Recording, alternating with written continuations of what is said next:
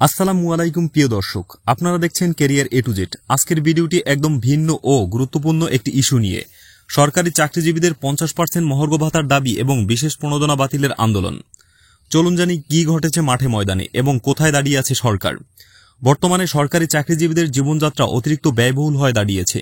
নিত্য প্রয়োজনীয় দ্রব্যের দাম, বাড়ি ভাড়া, শিক্ষা, চিকিৎসা সবকিছুতেই লাগামহীন ব্যয়।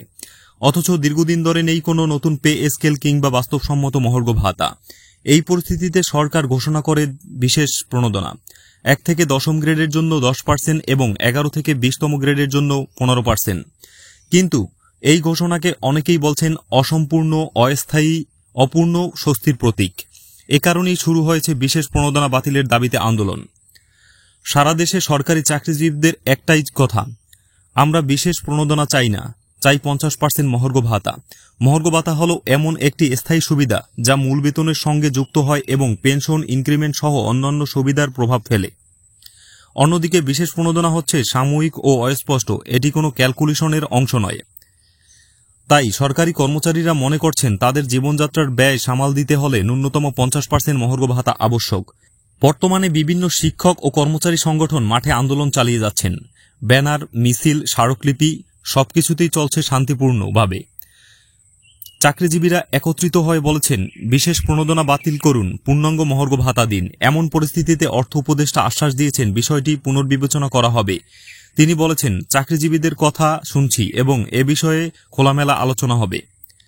সরকারি কর্মচারীদের জন্য একটি গুরুত্বপূর্ণ সুযোগ রয়েছে।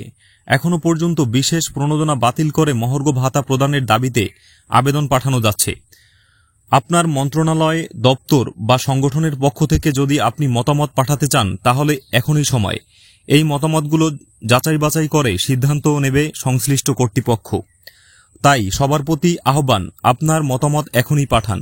সরকারি চাকরিজীবীরা এই দেশের প্রশাসনিক হৃৎপিণ্ড। তাদের ন্যায্য দাবি বাস্তবায়ন করা সরকারের দায়িত্ব। বিশেষ প্রণোদনার নামে সাময়িক চটক দিয়ে সমস্যার সমাধান করা যায় না। স্থায়ী সমাধান চাই, 50% মহার্ঘ ভাতা চাই।